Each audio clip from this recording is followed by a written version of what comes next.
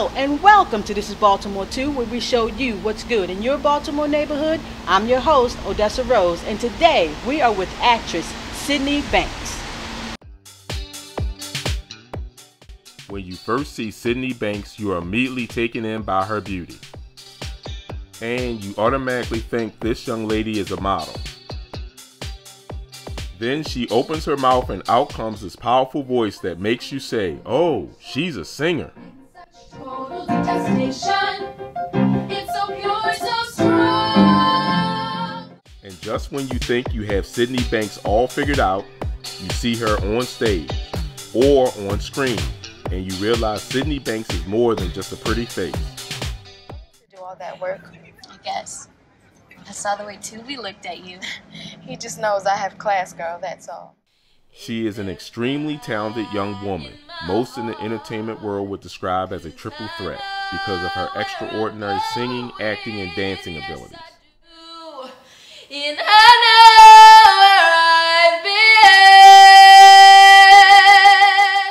Sydney doesn't know how much of a threat she is. All she truly knows is that she loves performing on stage. How do you feel when you are on stage?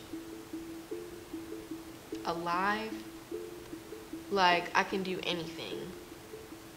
I feel like, not that I'm someone else, but that I get to step into another circumstance that isn't mine, or that maybe I could relate to, but that I don't live on an everyday basis. I think that when I'm in the moment, or when I am performing, when I'm acting, or when I'm singing or dancing, when I'm performing, just overall, I just feel like washed out of worry. You know, I may have nerves in the beginning, like before I start going on stage or before I start speaking, but when you're just in the motion of doing what you do, it's like none of that matters. None of what you felt before, none of the words that you had before matter. It's just what you are now, who you are now, and then how you feel about it afterwards. Knowing that you did your best, knowing that you put everything into it. And that's what I love. That's what I enjoy doing. That's how I enjoy feeling when all of that is just going through my head, all of those emotions. So I enjoy doing what I do and acting and being an artist and performing in front of people. I love it. Sydney's love of the arts can be traced back to the days of her childhood. The daughter of Lawrence Banks and Jacqueline Wilson, Sydney grew up in Northeast Baltimore. Her father said Sydney wasn't looking for the limelight. She just loved to sing and dance. Even before she could sing and dance, she wouldn't let a line dance go until she got down every move.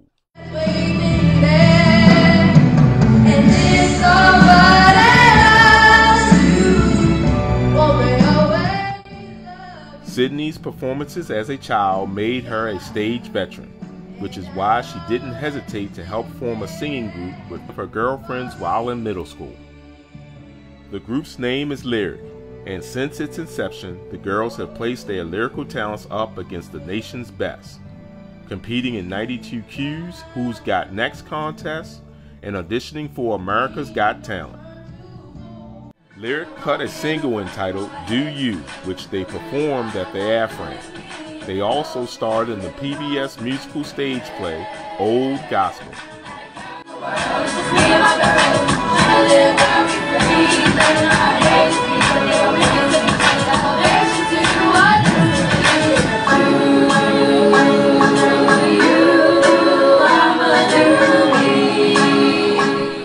While Lyric was carving out a niche for themselves in the music industry, they still had high school to think about. Sydney set her sights on attending the same school Jada Pinkett Smith and Tupac Shakur honed their artistic skills, the Baltimore School for the Arts. We spoke with Sydney inside the Tupac Shakur Theater, a room which Jada Pinkett Smith donated. How does it feel going to a school where Jada Pinkett went and Tupac Shakur went? How does that feel? At first, it felt like a dream, or like, wow, like I'm walking the same halls as Jada Pinkett and Tupac Shakur did. Like, that's great. Like, I want to be great like them. But over time, that did not faze me at all. It becomes less important. It's just like, oh yeah, they go here. To other people, it still is like, wow, like you go to the same school as them. But when you're actually here and when you're doing what they were doing, it's just like, I'm just like them. So it doesn't feel any different.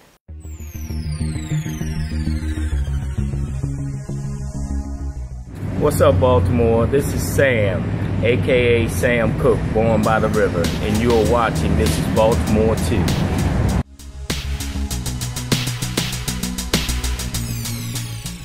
What was it about the Baltimore School for the Arts that made you say you just had to come here, that this was the place that would take you where you wanted to go? I think because the school was so focused and it was so rigorous in its programs that, you know, it didn't worry about basketball or athletics, you know, how other schools are focused on or have. But I think because they were so mainly focused on getting the students prepared for their careers, if that's what they choose to continue with, you know, going to college. I think because they focused mainly on that, and that's what I love to do with all my heart, like I have a passion for that, that really drove me to come here. And because, you know, it's exciting, you know, to tell people when they ask, oh, what school do you go to, and say, oh, I go to Baltimore School for the Arts. Like, wow, like, that's amazing. I think that's what really drove me to come here, so yeah. How difficult of a process was it for you to come here? How intense was the audition? I mean, personally, it was intense, but I don't think the process was that hard. I mean, having to study to have my monologue prepared, because they actually have a monologue between like a minute and maybe two, maybe a little less. Having to come and do my monologue, that was a little frightening, you know, just transitioning from being a middle schooler to going to high school. That's hard as it is. And I think just having to be on stage and in front of, you know, 5 or maybe 6 people coming in here doing a monologue that they don't know me and I don't know them. So that was kind of, you know, scary. But having to do callbacks, which is when, you know, I guess they maybe see that they're interested in you but want to see a little more, see what you can do differently. They'll call you back in and see, you know, if you are what they're looking for to attend their school, and see if they want to invest in you. And I think that was also a little scary as well. Just being young as I was for anybody, I think that's what was a little, you know, scary to me. And I would think it would be. I mean, like you said, you're in the 8th grade. Right, you're yeah. like, what, 14 years old? Mm-hmm. And you're coming and you're performing in front of people. How do you get up the courage to do that in the first place? Well, I mean, I really still feel like I haven't mastered that yet, but I mean, something that I remember, you know, coming here and learning was that instead of having the nerves and, you know, like, you know, you get kind of excited and anxious and like that anticipation of like, oh, I don't know if I can do it. Like, I don't want to mess up on stage. I don't want to make a mistake. What if I do make a mistake? You know, how will I get back on track? I think just taking that energy and whatever you're feeling inside, because in some way, shape, or form, whatever character you're about to come on stage and perform, they're probably feeling the exact same thing as well.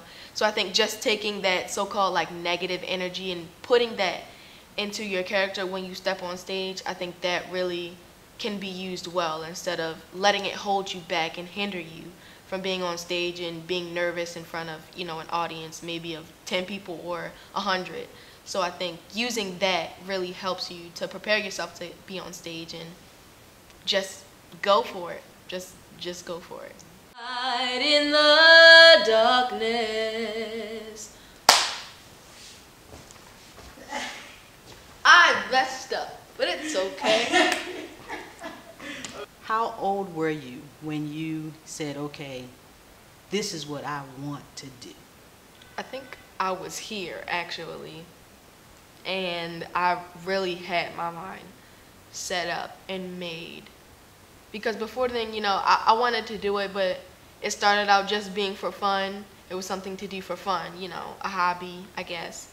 And then as time went on, you know, watching TV and movies, you have this ideal vision of what you want to be, what you want to look like.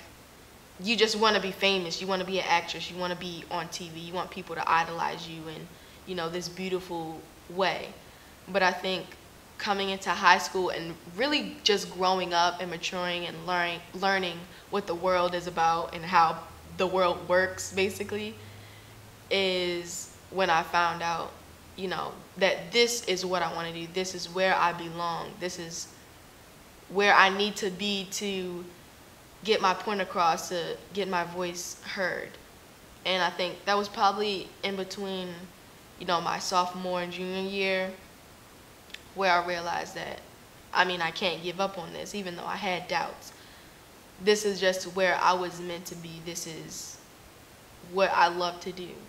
Most people's introduction, or not introduction, but most people's, I guess, vision of this school is what they see on Fame. You know, where kids are dancing on the tables, in the cafeteria, they're playing on the piano, you know, and walking down the hall, and then somebody just breaks out into a dance and a song or whatever. Was that what it was like going here? No, nothing like that. I mean, sometimes, you know, you would hear singing from time to time, you know, going down the hallways, but it wasn't like, you know, we all broke out in like a mob break dance. No, it was nothing like that. But I mean, here and there, you know, you would see people sitting on the floor, you know, drawing or, you know, taking pictures, things like that. But, you know, not anything too extravagant. I don't think people were that like, oh, big and extravagant with that, but no. Just ruined my vision. No, sorry. Fantasy versus reality, I guess. Right. So, since we're talking about fantasy, Hollywood's version of School for the Arts versus reality, what was a typical day for you? Between the 4, you know, years you have here, being a freshman and junior, your classes are set up where you come in the morning doing your arts, and then for half the day, and then the second half of the day you're doing your academics, and then for the juniors and seniors it switches. So in the morning you come in doing your academics, and then the second half of the day you're doing your arts. So, you know, everyone's not mixed up, rambled, because, you know, there aren't really a lot of classrooms for everyone to be in at the same time, so that kind of helped, like, the split between the 4 grade levels. But coming in, being a senior, I'll speak on being a senior. Being a senior, you know, I really didn't feel like doing my academics in the morning. You know, I was tired. It wasn't just really my thing. Math wasn't my thing, but I loved history. That was one of my best classes. So those 4 hours I wanted them to go by so fast. I couldn't wait to go to my arts class. You know, what were we doing today? What were we working on? You know, our senior production, or, you know, just monologue, scene work, scene partnering, scene games. So that was kind of like my typical day. I enjoyed my days being here. They were nice. How did you balance doing your art and classwork? How did you balance that? I think just time management, you know, going through the day, planning out, you know, what was important, what you needed to get done first, or maybe what was the bigger project, what was the bigger picture, a bigger assignment that you needed to get done. Time management, I think, was just the biggest thing, you know, planning out what had to come first and what had to come last, what you knew would take more time and what you knew you could get done like that. Just planning your time wisely.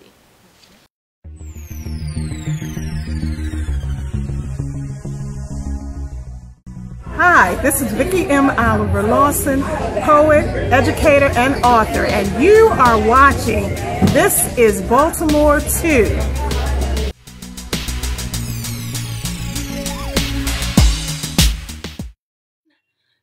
smile for the neighbors. Everything's fine, everything's cool.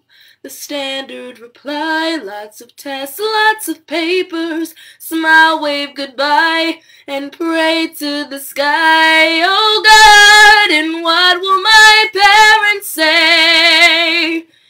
Can I go in there and say, I know that I'm letting you down, Nina? This whole arts thing is very, very time consuming. I know it takes up a lot of your time. It takes up a lot of your energy. As a teenager, pursuing this dream, what have you had to sacrifice? I've had to sacrifice a social life, having a lot of friends, having a lot of people know me, or spending time with a lot of my friends. I think sometimes being an artist and being dedicated to your work and being so into it, that'll take you away from, you know, spending time with friends and going out, hanging out on weekends, things like that, or even during the week.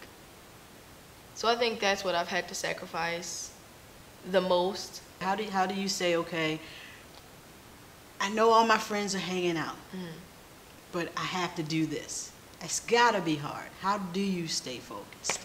Just keep reminding myself that if this is what I want to do, then some things, you know, I will have to give up.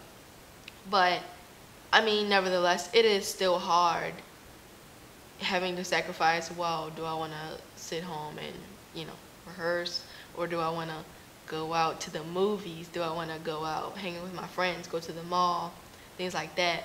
There are times when you can do both, but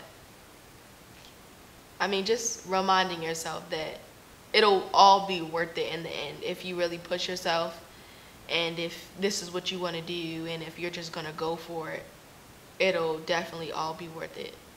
What would you say was the most challenging part about attending this school?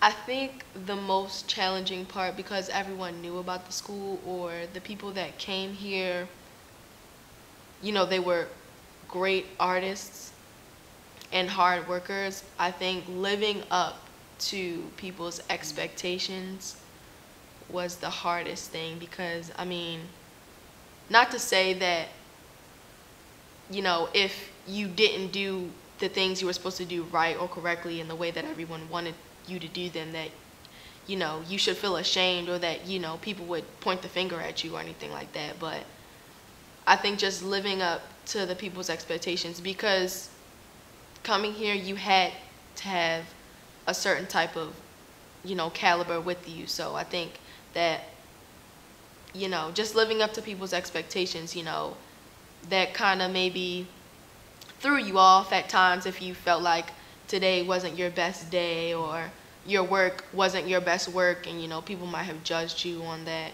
But I think to always keep your head up and know that, you know, that's not the first or the last time that, you know, you'll make a mistake. But I think living up to people's expectations was the hardest coming here. Did you focus more on what others expected out of you, or what you expected out of you? At first, it started with what others expected out of me, and then as I got older and realized who I was, and where I fit, I think it became more about me and what I expected of me, and how I wanted myself to be perceived, and how I just felt about myself, and what I wanted for myself, and what I want people to look at me as. So. I need eyes on you. My pulse is rushing. My head is reeling. We love it all. What is it? All of Sydney's sacrifices, hard work, and dedication paid off. In May 2015, she graduated from BSA. And after several auditions, Sydney was accepted into the University of the Arts in Philadelphia, where she is studying musical theater. How big of an adjustment is it for you? It's a huge adjustment. Moving into, if you're going out of state, And I think even being home, wherever you live, it's still a big adjustment. Moving on campus, moving everything that you have, everything that you own in your own little room now in a space that you share with someone else that you don't know. That was a big adjustment, having my family leave me, you know, when it was time for them to go and I had orientation, things like that. That was hard because I'm close to my family. Having to get up on my own was hard. You know, making sure I knew my schedule like the back of my hand. And then when school finally started, it was still kind of nervous, but they took it slow the first couple of weeks. They definitely took it slow, and I appreciate that.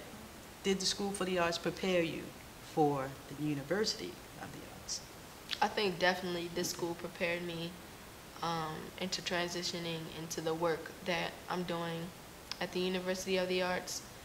I think that they touch bases on a lot of things that, you know, at probably a regular high school, if I was still doing, you know, theater work, that I probably wouldn't have known. BSA prepared Sydney for college, as well as for the many roles she's played. While attending BSA, Sydney landed the role of Hope in the movie Tubi. I don't know. I think it's kind of cool. Not to be rude, but I think it's kind of stupid. Well, some people might think our names are stupid, like Hope and Virtue. I think Virtue is beautiful. That's because you are beautiful. I know. It was about an anti-bullying film, and this guy that, you know, I had a crush on, and he had a crush on me. He was always peer pressured into, you know, or being a bystander of bullying, and he never really did anything about it. And, you know, he had always had people, you know, saying, like, why didn't you, you know, go in on that? Why didn't you, you know, comment or stop it? You know, why did you just stand there and didn't do anything? See that? See what? I'm just going to class. Don't pretend you didn't see Tim getting picked on. And I really liked the message that that film portrayed, so I enjoyed that, being on set. It took the whole summer to complete it, and, you know, before I went back to school, we had a premiere for the movie before it was let out anywhere else. And just to see myself on the screen was like, wow, like that's me. I can't believe all that hard work, you know, I put in. This is the final ending product, so I really enjoyed that. Dad, I love it.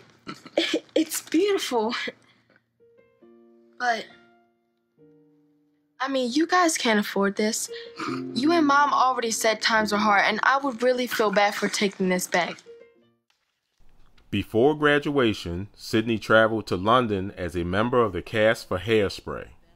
I went over to London and I performed Hairspray. I was Mortimer Maybell in that production. And we were there for 2 weeks, and we performed with, you know, my ensemble and, you know, some Brits over there. We call them Brits. And that was a great experience, you know, to travel across the country. I really enjoyed that. It was kind of like a vacation for me. It wasn't even like a performance. It was like, wow, I'm somewhere else rather than Baltimore. So I really enjoyed that. Recently, your father showed me a video that you were in at school. Why are you smiling? Oh. I was trying to figure out what video you were he's talking about, because he posts any and everything everywhere and shows everybody. You don't talk. This guy is, I think he's in, where is he? Out in the... We're like out in the forest. Yeah, I know and he's exactly. Dreaming what of you're you? Yes. It was actually for a class project of hers. I really liked that role. It was the first I've done anything like that. And I really enjoyed that scene, even though it was cold. It was cold that day when we did that, but you wouldn't know. But I was freezing. Tell. Yeah, I couldn't tell. Yeah, we teased Lawrence. I was like, "You let her run around like that?" He's like, yeah, he didn't like it, but he shows everybody, so he must like some of it. Yes, he's very proud of you. He likes it. He just didn't like the shirt. I figured that. I figured he wouldn't have approved of the shirt. No, I don't think any father would have. Why you gotta do? Well, why she got to have that on? Why can't you have on a sweater? A long sleeve turtleneck. Here's a turtleneck. Put that on. Here's my coat. Let me be the wardrobe director next time. Who are your biggest supporters? Oh, my mom and my dad and my stepmom, definitely. My little sister, because, you know, she looks up to me like I'm all the way up here. So definitely I do it for them. They're always behind me. And my grandmother. Can't forget my grandmother. They all support me so much and believe in me so much. It's like crazy. And I just thank them for everything. And I really appreciate them because I know at the end of the day, like, they always have my back. They are the ones that I can come to if, you know, I'm feeling down, if I'm feeling kind of like lost, or I'm not sure like what I should do or what direction I should take. You know, always coming to them for reassurance or advice always helps me because I always know that they're there. And they just keep me going, so I love them. What inspires you to do what you do? Being positive and bringing positivity to the world. And showing people that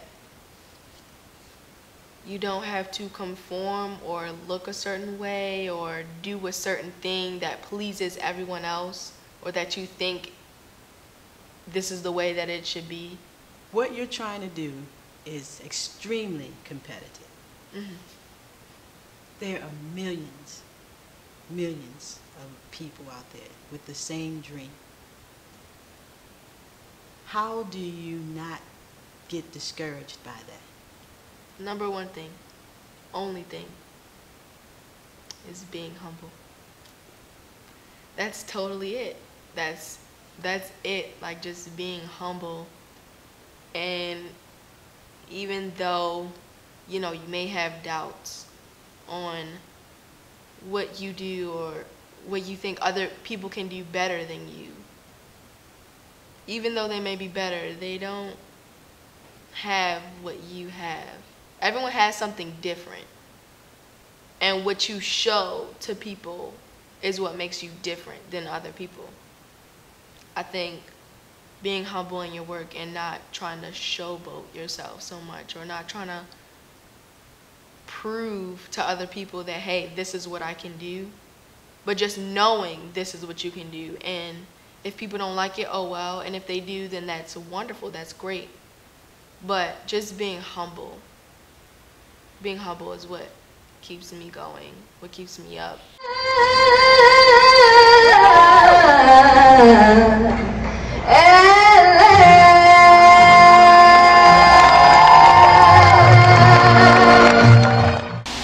Well, that's it for today's show. Thank you for joining us, and please tune in again so we can show you what's good in your Baltimore neighborhood.